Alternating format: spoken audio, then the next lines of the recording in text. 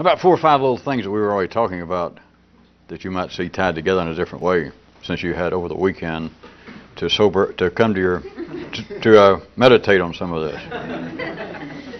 One, if you recall, we were talking about that famous dance team, which was not all they did, by the way. They had a knife act that I think it's best we not go into the details. The statute of limitations has not run out on some of that. But anyway, that great team of memory and continuity. And in such matter, as you recall, we were discussing how, even when apparently in the kind of continuity inherent, basic to ordinary civilized existence, when the continuity seems to have come to an abrupt, if not halt, a severe tire damage, that is, such as a death of someone close, blood kin like your family, and how this breaks into, starting way down as everything else, at a good primary level, because there's a break in a temporary break in the DNA chain of life down one little alleyway. But this kind of abrupt, apparent cessation, interruption of continuity can suddenly be treated through memory, such as we were saying, just simply after the initial shock is over, to begin to babble on about the person who died. To yourself, to someone else. But of course, it's good to dance with someone else, or else if you just talk to yourself, the family, those still alive, begin to talk about you. So this produces memory.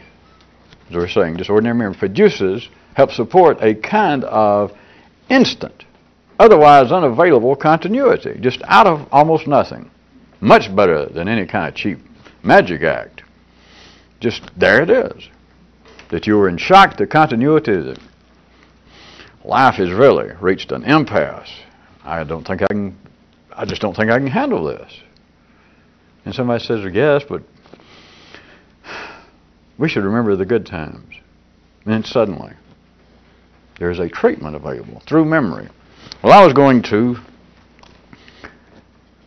put another little short spin on it, and in light of that, would you consider, since many people always are writing, faxing, interested in the areas of legal theories, the one that says you cannot slander the dead, for those of you who do not know it.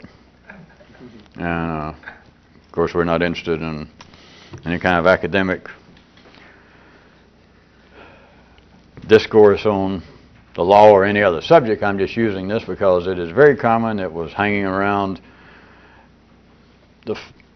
our motherland, Europe, even before, well, shortly after your forefathers and your foremothers and your forecousins began to settle this part of the planet. But the idea that once someone is dead, you cannot slander them. And you cannot, as it comes out to a practical matter, you cannot, in case you don't know it, you cannot sue for slander once someone is dead.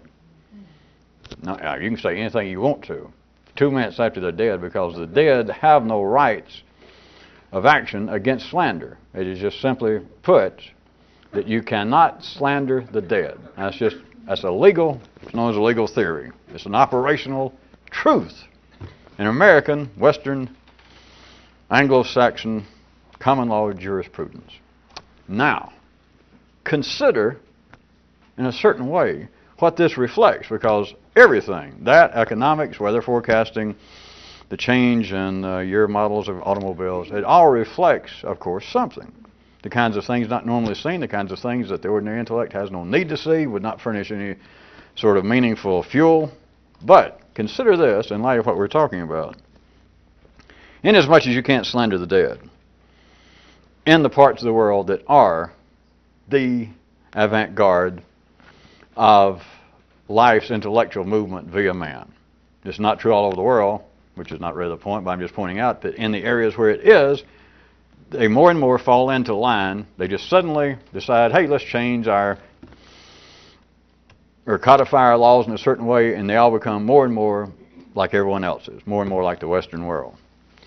But in this legal theory that you cannot slander the dead, consider, in light of what we're talking about, what this you can see as a kind of reflection of something else going on, and that is from a more complex, a more multidimensional view. This is reflecting the fact, the needs of life, that past people, the past people, past ideas, past actions. Once they're part of the past, they can be revived, they can be revisited, they can be recounted, and of course they can be recalled with absolute impunity to fit whatever the needs are in life for continuity. That, I suggest to you, is the basis of such ideas as you cannot slander the dead. Because now think about it. And of course you're not worried about legal action. You and other people in the privacy of your brain. But just simply notice that the ordinary intellect can recall the past. Past people, past ideas, past acts that have occurred. You can recall them here in your own jurisprudence, in the reflection of all secondary life in here. You can recall and you can slander in the full sense of the word. That is, you can completely disregard what ordinary people call the truth once it's part of the past, once it's dead, with absolute impunity to help support the continuity of life, or in your case, in the individual case, the continuity of you. Now this is the end result, in an episodic sense, is a known entity in life, has been for many years. It's like reconstructing the memory. It's like people always putting themselves in the best light after the fact. Anybody's aware of that, that you have a few words in a bar or out on the highway with somebody that gets too close and you exchange international hand signals. Perhaps you show that you're a Catholic through certain means. And you get home and you're steamed and your wife or your boyfriend or somebody says, "What's wrong?" And so you tell what happened. And of course, everybody knows this. And forget some kind of psychological infantilism of humanity. You simply recount it in such a way, surprise, that you seem, shall we say, to have come out the victor. At least you come out looking the best. But what's actually going on? Now, they're kind of kindergarten explanations that, well, everybody does that, and people have selective memory, and they always remember that they got everybody knows that. I mean, you don't need to, surely you understand, you do not need to go to school and study psychology and get a degree to come up and say, well, people tend to, according to some of the statistical evidence now available, people tend to remember that puts them in the best light. I mean, Jesus, go back and look at Homer. Go back and look at little carvings on pieces of pottery. No, that's nothing new. You don't need a college education. But there's more to it. It's not just the individual. That will fly, of course, in the city. But it doesn't explain anything. But it is not simply a protection mechanism for you, for any individual, to always look the best. Although that will. You can get a waiter to bring you something on that basis. The greater reality outside this individual level is that being able to call up the past with absolute impunity, with immunity. That is, you cannot slander the dead. And of course, now we don't have to just talk about people dying. If it's part of your past, if it's in your memory, it is deceased. You can therefore call it up, you can slander it, you can put a small little twist and make yourself look a little bit better, or you can just outright, what do they call it in this city? Lie! That's what they call it. That you can simply come in and somebody says, why are you so upset? And instead of you just saying, and you go through 4 or 5 minutes trying to explain how they shot you the international sign and you did this and you said a few words, you might just say, some guy came by me and drove too close and I turned around and I hollered out, you dirty son of a bitch, pull over and I'll whip your ass. And boy, he floorboarded it. And just get it over with. In other words, let's say an outright lie. None of that happened. Let's say, in fact, he gave you a dirty sign and it looked like he was reaching for a pistol and you run off the road. But now listen, see, here's the point for the need for continuity, though. Understand psychology. That part, and I'm not just picking, of course, or singling out the profession or the field of academic psychology. It is part of the conventional wisdom of life that is bad for your mental health to lie. Now, before you people got involved with this, you were concerned about such things as mental health.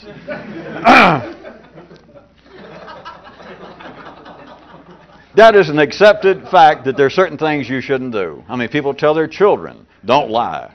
And even if they're not religious, and the kid said, well, hey, we don't go to a church or a synagogue. What the hell do you care whether I lie? But let's assume that you are a modern, contemporary, concerned parent, and you're concerned about contemporary, modern parenting. You would tell a child, I suggest, you would tell him something like, child, it is not good for one's mental health, although I have no moral qualms about you telling things that are not necessarily true. I do not believe that you're going to die and go live with Dante in Indianapolis. But it is not good for your mental health. You should not do this. A person should attempt to say what they have experienced, to say what they feel, to say what they believe, and not to lie. It is just not good mental health. Now, everybody's heard that, and I'm not going to stop and go through that because this is not a health clinic. But that's not the basis of it, I'm suggesting to you. Because the truth is, everybody, as they call it, what was it? They'll lie. Everybody in the city lies. You know that. And I don't have to go out there and here. But look at it this way. We'll assume that you're all fairly bourgeois, middle of the bell curve people. Has, as far as you can tell, uncontrolled, lying all of your life, has it done you any great harm? Would you hold your hand? And if so, I have Jimmy Swaggart's cousin will play a song and perhaps pray for you. The answer is no. Now, back at city level, if you were somewhere with ordinary people, somebody could say, well, has lying ever hurt you? And I bet you could have a little sip of a good Chardonnay and be trying to be reasonable and friendly and say, well, I bet it has. And you could suddenly come up with, well, in fact, all my life, and you'd just be, what do they call it in the city, making it up as fast as you could. That sounds better than lying. And somebody says, I heard somebody, I'm playing two parts. I'm out here in ordinary humanity. And someone says, I heard somebody say that lying doesn't hurt people. So they all take a sip. And well, that's two people. I'm doing their part, ordinary people. And one person would say, well, that's not true. And the other person would say, well, he almost convinced me. I was listening to it. Why do you say that? Isn't that not, I thought it was weird. Another person could say, well, and I'm saying make it up. But now you people surely know how life works. Since you can't tell me what you're going to say next, when I say making it up, it's not that the person is standing there planning it. They open their mouth and it goes real. But it's life's continuity, so the person could go, well, it's not true, and I'll tell you how I know. And the person doesn't know. They never even thought about it. And they'll say, I'll tell you what it is. All my life. Well, of course, I'm still fairly young. I'm only 27. But all of my relationships ever since college, I have been, I'll do the man's part, I have been somewhat reluctant to actually commit myself to a relationship. Of course, then everybody in the room would have another sip. Oh, yeah. Non-committal males. And they'd say, and so this person could say, and it reflects itself on this basis, is I don't mean it necessarily to hurt my female important other at the time, but I will lie.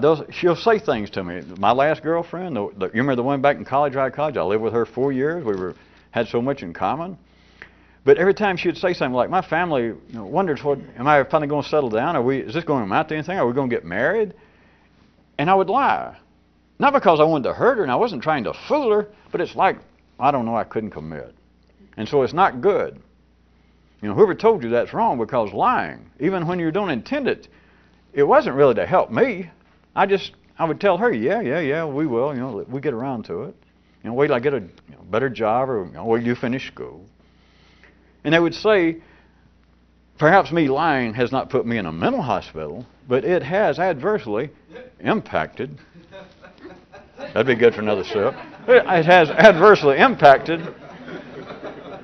my psychological, my social, my relational shipple. Take that, Southern California. My relational shipple health. All right, do you understand? And that would go. That's a fair people would go. That is true. But now look at it. Get away from the ordinary city view, because whatever happens there happens there. What's healthy is healthy. What's not healthy is not healthy. And what's healthy and not healthy is whatever life makes people say at that particular time. But now I'm pointing out to you. You have got to see what you have always called lying back at the old Euro building site. Everybody does it. Has it hurt you? Not that you can tell. You always felt like your brain was partially bruised. But hell, everybody feels that way. But insofar as you mean just being able to slander the dead has not hurt me, you tell me. Has it? Contraire. If you had to say one way or the other, you would have to say from a more, if the people in the city are not listening, from something even approaching the attempt at an objective view, you'd have to say, not adversely. Jesus, I can think of times that kind of saved my ass. Or at least it saved severe humiliation. It is arranged for the continuity of life, for its needs, that the dead cannot be slandered. You cannot be held responsible for it in a court of law in the western part of the civilized world, nor can you in the nervous system be held accountable. There is blanket, unstated immunity given to slander the dead, because whatever has happened is now a continual source of support for the, let's say, illusion. It's a real one, but the illusion of continuity. Whereas if what ordinary intelligence calls the truth, and I'm not going into that, what ordinary intelligence calls the truth is 2 and 2 is 4, damn it, when it wants 4. If that were true, if that were operationally correct, if that were literally enforced to where people in some way recognize, if it were a fact, that we cannot lie, it is bad for us, it's holding back my individual growth in all of us, and so that everybody, whenever they saw 2 and 2 was 4, and they said so and nothing else, and was adamant about it, there would be no continuity. I hate to say it again, but as always, the city, the secondary world of man would fall apart. Which another way, that's not the point, but you might like to consider, why is it that humanity has been driven all these years to say what we've got to do is be truthful. That is the only way that we'll ever get ahead. They said that 5,000 years ago, look where we got to. And if you took anybody in the city and just asked them point blank, if they could stand a point blank asking, you said, do you think people tell the truth now more than they did in Homer's time? Anybody that knew anything would go, no. So how do you explain it? We're not any closer to telling the truth, but Jesus, look how much better off we are. It is not some moralistic idea, except at the kindergarten level, that the truth is in some way our obligation. It is in some way more splendid, more admirable. If that were true, then you could not slander the dead. Life would hold you accountable. It would hold itself accountable.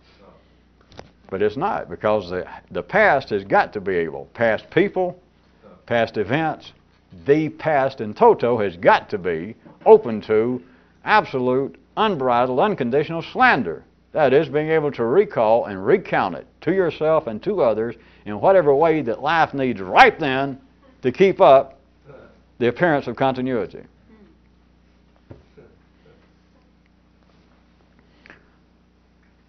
Also, from the last few nights, you recall we were mentioning how more ancient, in a sense, man was always given to making these sacrifices to gods.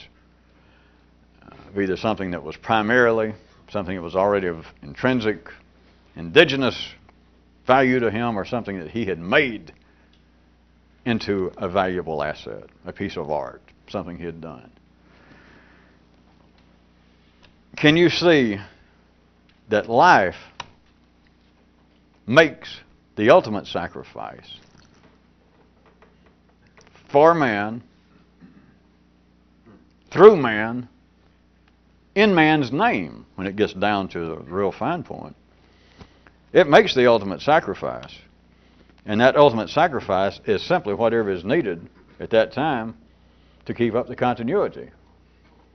That is the sacrifice. That is not the, and it's, speaking dimensionally, it is fairly well removed from the individual concept of humans deciding in some way to make a sacrifice of something that was dear to them, living or otherwise. It is life making the sacrifice, but it is making it for you. I don't want to stop long here and give any of you the blues that might be stumbling in off the play yard from kindergarten. but it makes sacrifices for you.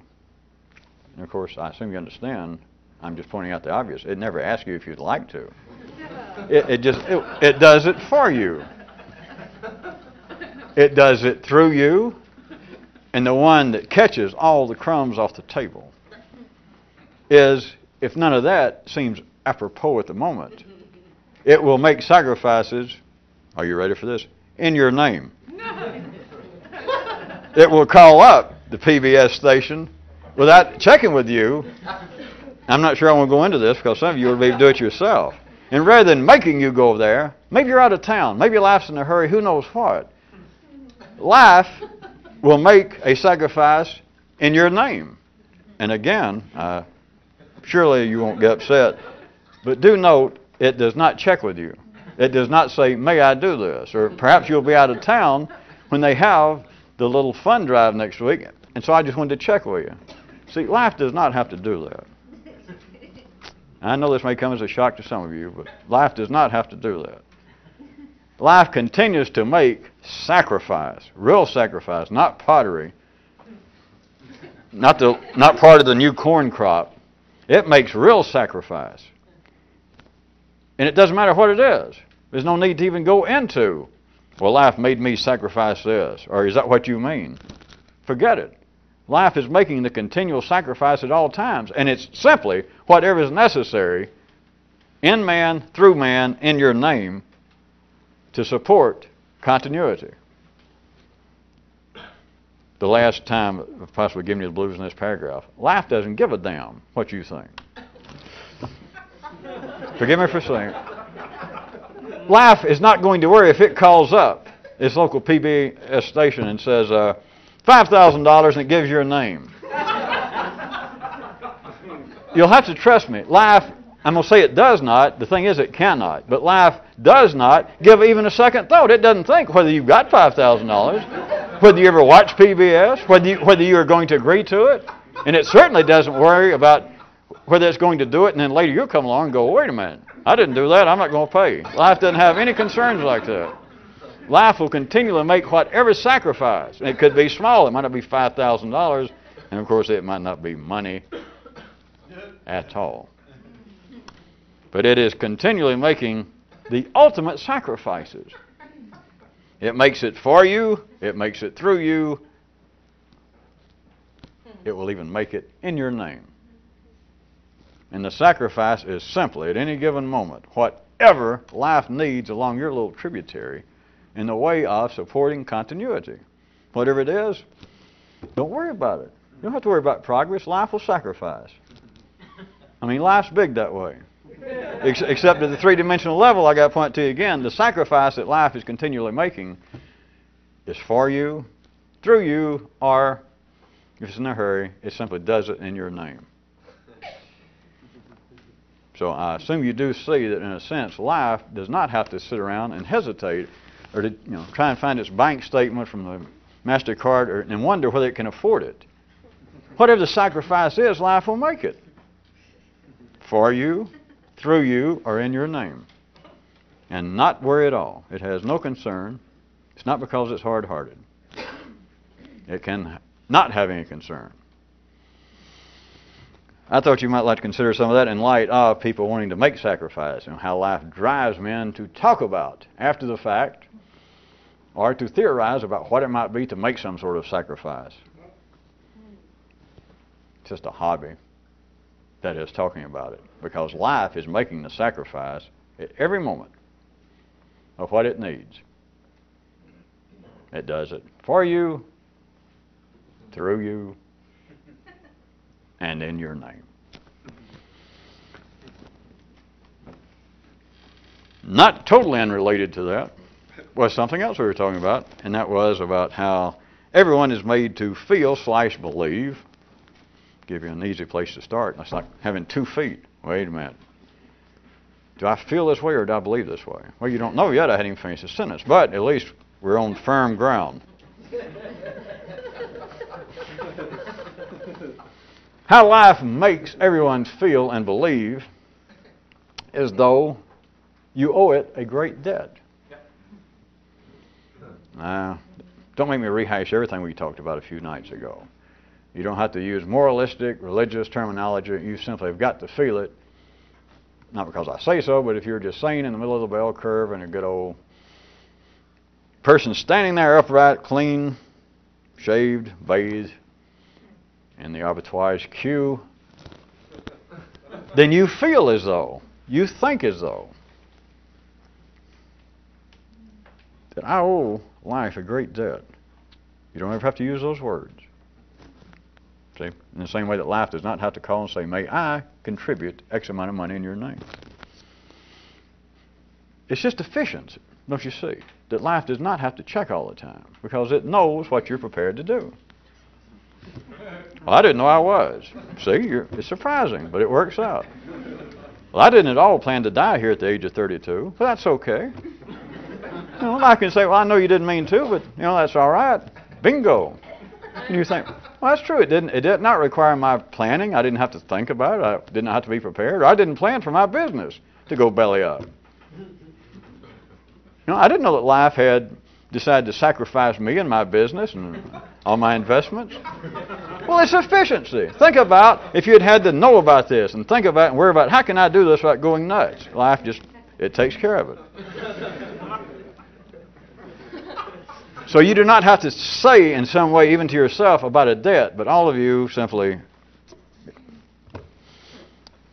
no need to keep kicking at it, that you do, everyone has a built-in genetic feel/belief that they owe life some great debt. Of course, many ordinary people, I guess, still say that they owe God a debt, or that your forefathers, humanity, has done something. But the thing is, you feel as though I owe. Now consider how vague, how imprecise, how nebulous is once you get past. We'll assume that you're past feeling like, well, listen, I'm a Catholic, and all of us Catholics know that our fathers, or all Christians know that our fathers made God mad, and that's the debt. It says so right there in the Holy Book. Forget that, I'll assume.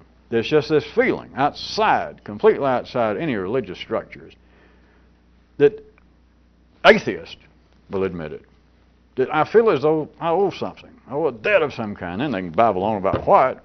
That is, life will say, well, I think I'll sacrifice the appearance of you being intelligent, and I'll make you try and describe to people why it is you think you owe, that you have to put back into life, since life is given to you so greatly, that your city, the community, Wall Street, and you feel now that you're 65 and dying of cancer, you suddenly feel as though I should give something back to life. I think I'll contribute maybe $50 to a PBS station.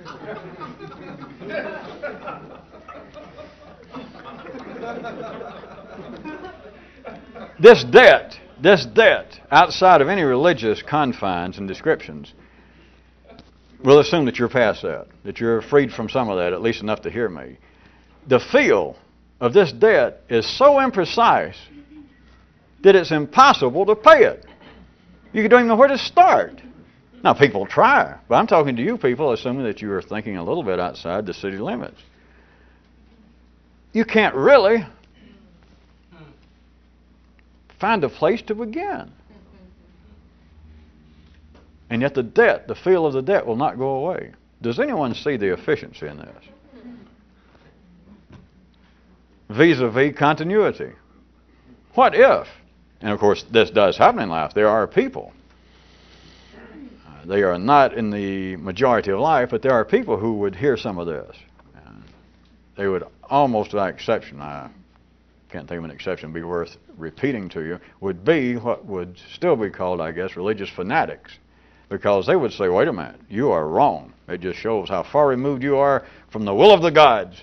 Because, yes, we all do owe a debt. And quit saying a debt to life. It's a debt to God, to Jehovah, to Allah, to whoever named Jupiter, Zeus. And you saying that it's imprecise and all that, that just shows you are not a religious person. You're not part of the select. You're not part of whatever their religion is, because they would say, there is no doubt how to pay this debt. It says so right here in chapter 7, damn it. Look right here. Come to our church. It says right here, what you're supposed to do is, cut off your big toe. Give 20% of everything you own. It tells right here how to pay the debt. Huh. But I'm again assuming not just you people, but even out in the city, life is now to a complex degree that is no longer the mainstream of any of the more advanced of the religions and any of the more advanced, just mechanically or automatically speaking, societies, civilizations of this planet. I mean, it still goes on. You can go find it in other parts of the world, on the other side of this planet. You can find it right here in our part of the world. But it is not. It's a big old swelling belly of the slaughter queue. It's people out on the fringes now. It's just of less and less importance. Because the thing is, this feeling of a debt has always been. But even now it's easier to describe it. If there was some purpose, I could get perhaps even more ordinary people for a split second to hear this. It wouldn't do them any good. It wouldn't amount to anything. But to hear that, hey, that is weird because we all feel kind of, what'd you call it? Well, I called it a debt. I bet you might call it kind of feeling guilty. And ordinary people might go, yeah, you're right. I kind of feel guilty.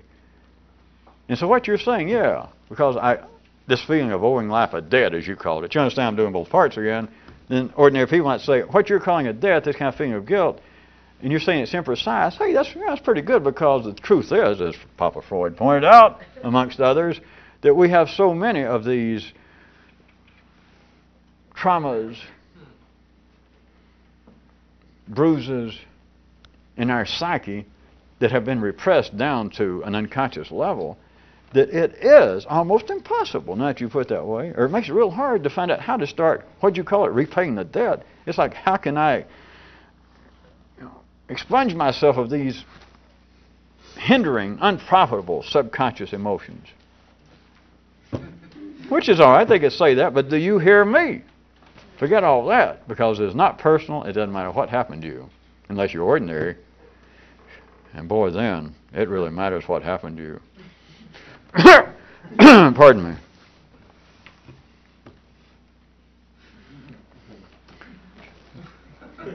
On a non-limited verbal, psychological, childish basis, what's going on is the need for continuity and everyone being inherently, inescapable, genetically bred to feel as though they owe a debt to life.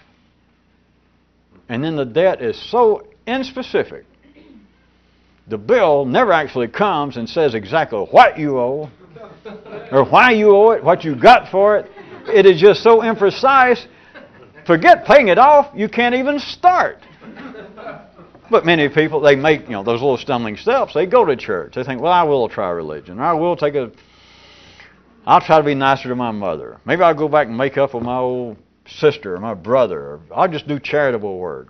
I'll contribute money to PBS. As long as they don't do any more Wagner.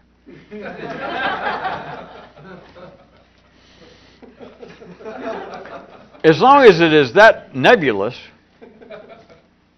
there's no way that people are going to begin to pay it off, and therefore you have even more of a nice support system for continuity. No interruption. Everybody. They didn't realize it in a certain way, but that good old, from the Old Testament, I guess it is, about the sins of the fathers and the sins of the sons. I mean, it sounds like all kinds of things. Well, our forefathers, Adam and Eve, run amok, and now we're still having to pay for the muck. Look at it another way. It's continuity. It's not woe is us. Boy, if they hadn't made God mad, we wouldn't be having to work for a living. We wouldn't have this, what'd you call it, a feeling of a debt.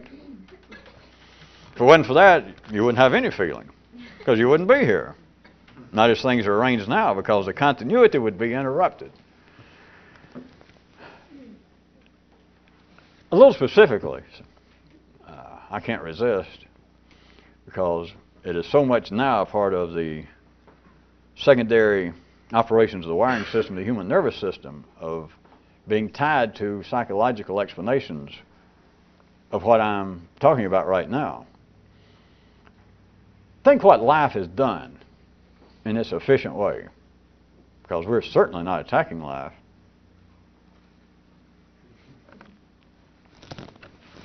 As if life cared. I mean, life can take it. Even better yet, life can dish it out. And the hell of life taking it. Consider, life drives, for instance, we'll go back to religion. General sense of community morality, but religion. It has told man throughout the ages, and continues to do so, that even if he is not personally responsible for his individual thoughts, inclinations, interests, like a good one that still flies, been going on now for many, many, many years, is if somebody goes to a priest or a psychiatrist, but maybe it's easier, somebody goes to a priest and says, I'm having homosexual dreams. And the priest goes, Jesus, is that another priest out there? No, don't write that. It's just a joke.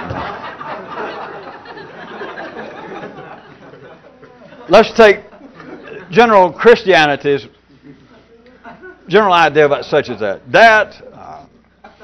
Desire, well, all the Ten Commandments, desire to steal, desire to lust after your neighbor's wife. They can say that, well, wait a minute, wanting to, screw your neighbor's wife. In a sense, we can't hold you responsible. I mean, if it just swells up. Are you saying that you have dreams that you would like to dress up like a woman and get whips and chains or something? The church might say, religion in general, that all right, now maybe you're not responsible individually for such thoughts, such inclinations, but by God, you're responsible for any behavior. Now consider, since we're talking about efficiency, the split that it has reinforced between what? Action and thinking of action. As long as you can keep a wedge, as if you had a choice on the polarized basis of thought, as long as you can continue to hold this wedge, to drive it in even deeper, that there is a difference. And in this sense, they're saying it's a difference in some way directed by the gods. That the church will even say, all right, now you can't help. They say things like, the church does not hate adulterers. They hate their adulterous acts. In other words, well, now we can't all be responsible. The Pope might admit after he had a little good Chardonnay. He might admit, yeah, I'm no better than Jimmy Carter. I've lusted after people in my mind. But heavens, I wouldn't do it. I mean, all we can do is pray and light candles or do whatever you do. But, I didn't sit around and plan it. And so that's just part. And the churches teach, not just the Catholic Church, but the religion in general, which is still not the point. Getting back further to it, is life's need for continuity, what is driving those institutions called religions. It says, all right.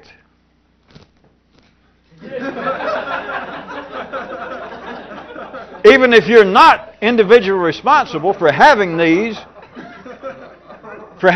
desires, these daydreams, even though you may not be held responsible for that, you're responsible now if you act on them. Now, from one view, that seems like, well, by God, religion ain't so bad, because I feel a little bit better. Because I can't help sometimes. I've never actually dressed up like a woman and tried to go out and pick up a bus driver or something. And I didn't ever plan it. I can't stand it. So it's nice to hear that I'm not responsible. The priest says no. Or a psychiatrist. No, you're not responsible. Who knows? I mean, how much money you got in the bank? Do you want to continue analysis? Hell, we'll dig it out. Of course, religion just says, give me all the thing you got now and keep it up. And we'll tell you what the problem is now is Satan. And they tell you that then. And then they just want you to pay along on the debt as every month, send a little money, and they keep trying to run interference for you. Psychiatrist has to say, well, who knows why you have these strange, upsetting daydreams, but if you've got enough money to go through analysis long enough, and we all live, perhaps we'll come up with the answer. Notice there is a kind of secondary relief to that. In other words, it would seem to be to man's benefit for the gods. Or for psychology, for someone that apparently external to you, which is where, of course, all authority lies, right? For some external authority to say, all right, now you may not be held responsible religiously, morally, intellectually, psychologically. Now, you may not be actually responsible for these strange desires, these daydreams, but by God, you are responsible if you act on them. That you're thinking of action, you may not be held responsible for, but your action you will. And even down to a very civic level, there is no laws against wanting to kill somebody. You can think about killing somebody and they can't do anything to you. You can slander somebody in your head while they're alive, but you can't act on it. You can't go out and kill somebody. Or if it's a living person, you finally stamp and say, he sleeps with cows. You're in trouble because then you have behaved.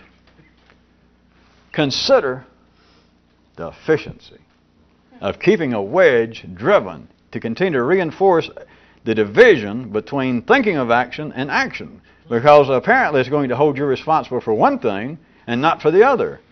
And if you are a thinking person, that is, anybody's going to hear this, you're a part of the civilized planet Earth right now, you cannot separate the two. There is no difference.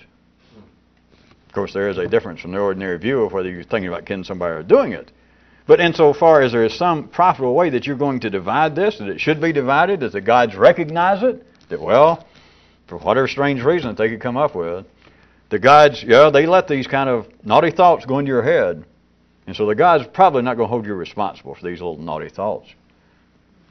But don't you do anything about them, because that's another story. And it almost makes sense, you know.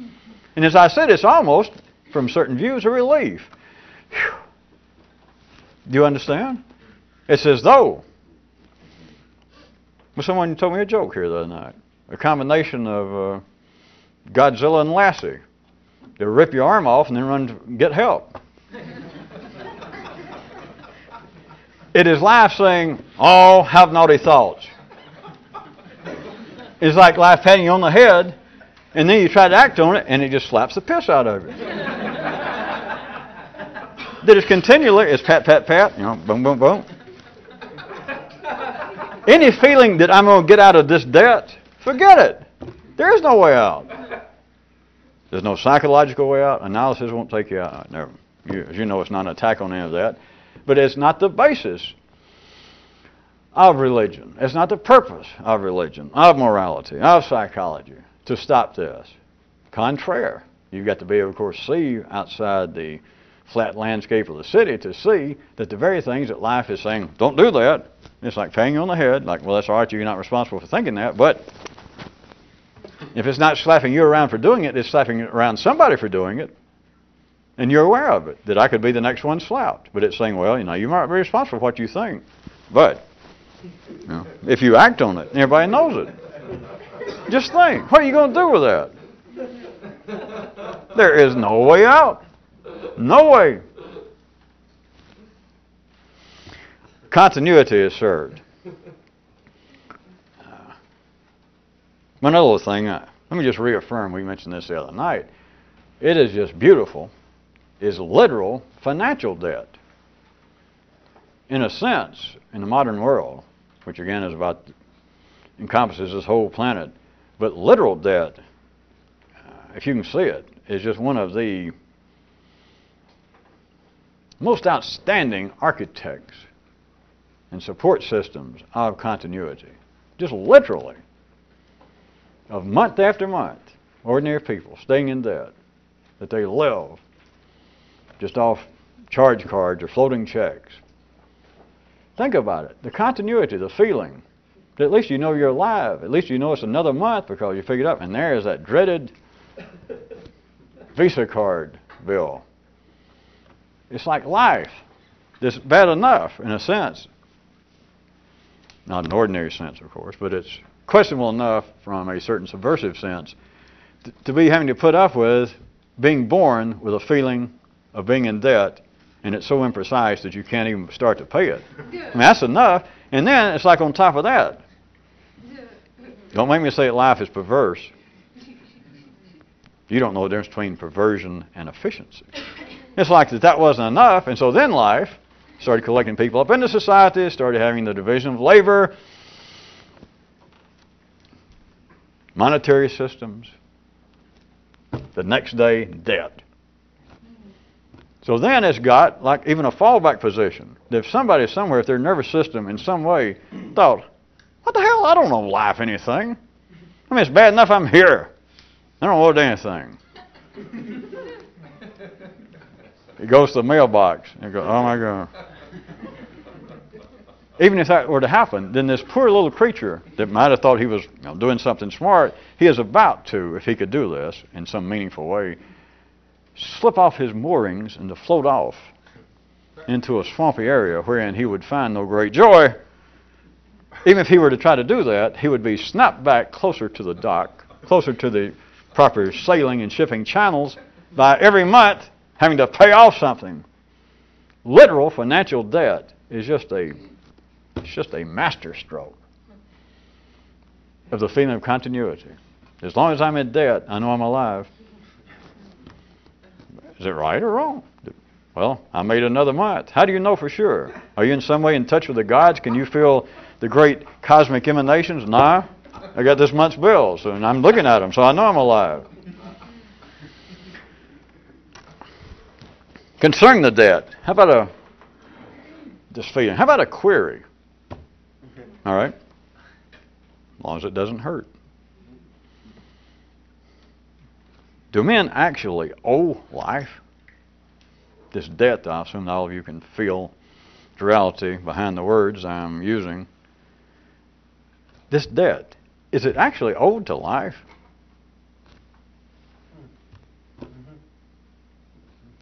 Withal, if not, to who? If not to who, to what?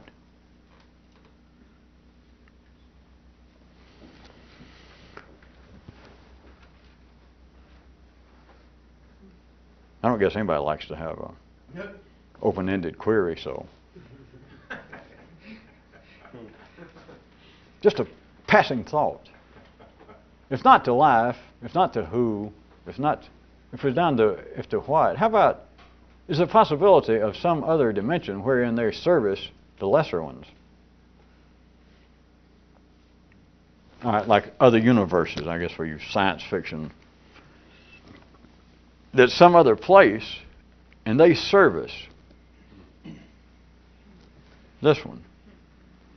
Service this one. Somebody got to pay. It's just a thought. Obviously an astounding thought to many of you. That's what I get for not leaving the query where it belonged.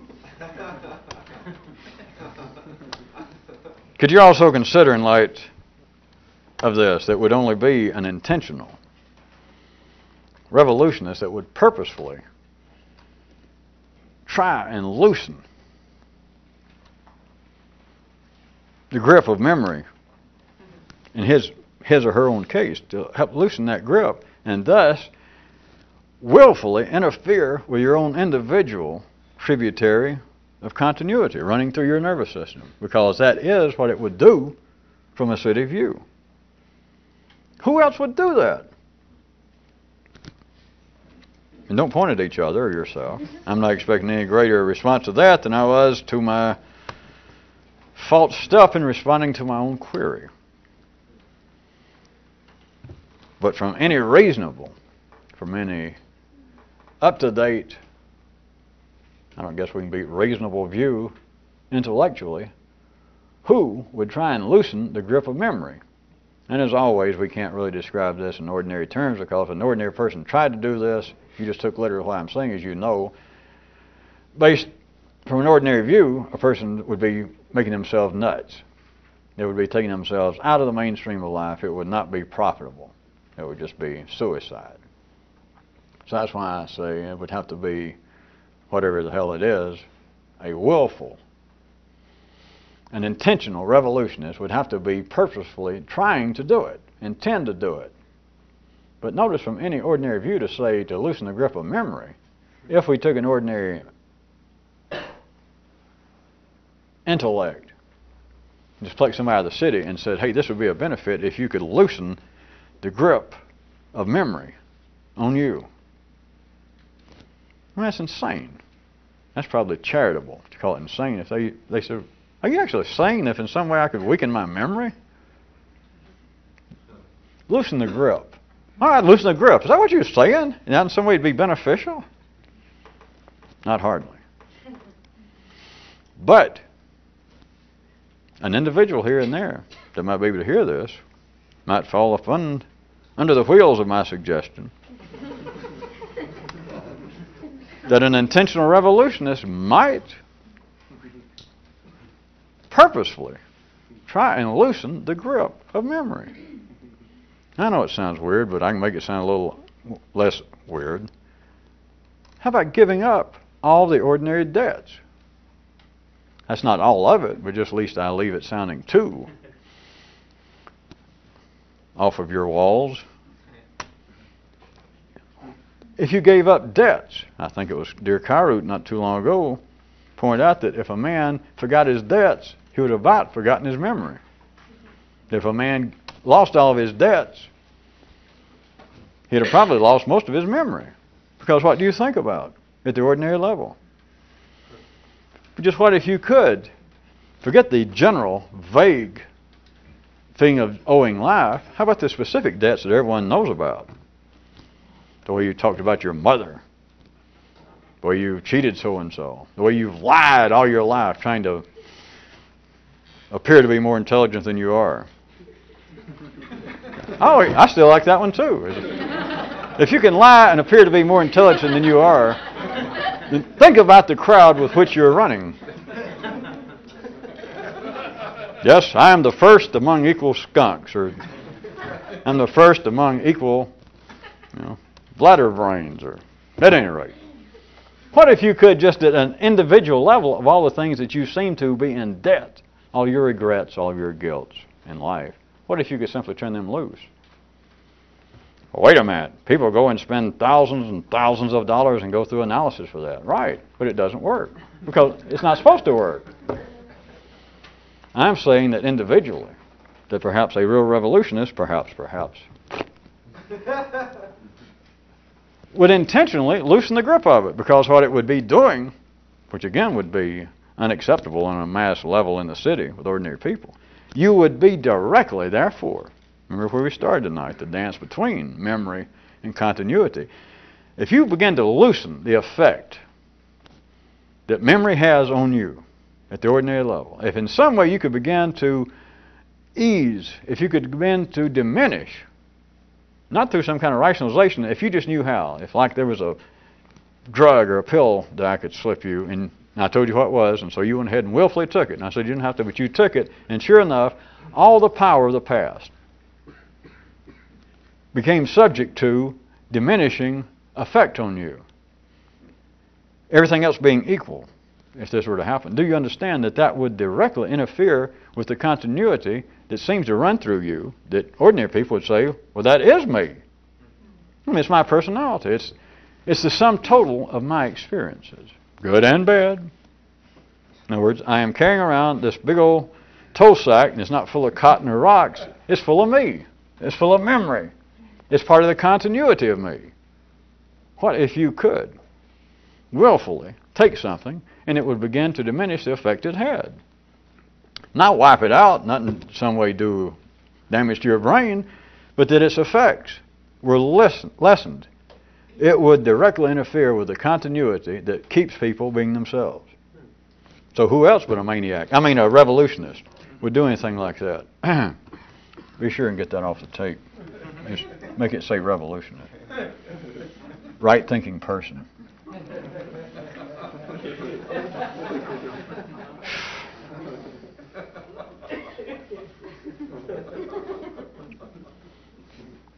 Three minutes, or else 3 fingers.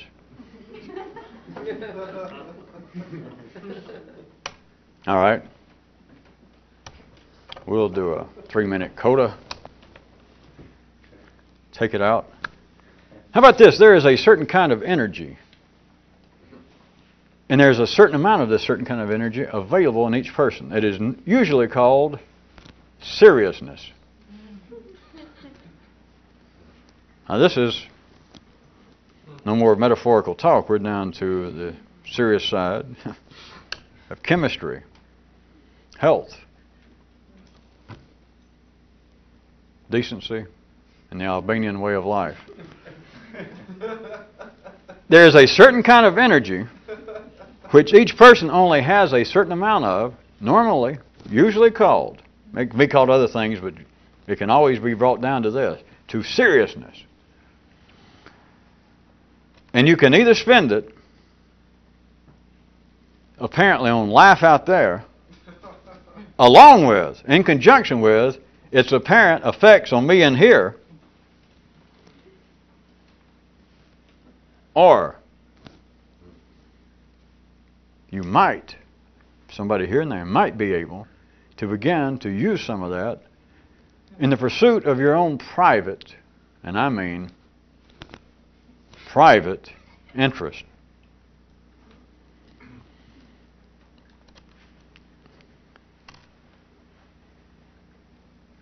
And may I suggest in conclusion that the most interesting aspect, I will assume that all of you put together, that this energy that is seriousness of all types, emotional, intellectual, social, religious, simply being a decent human being, requires, you can call it other things along the way, morality, and you can let it all trickle down, but it's going to come down to seriousness.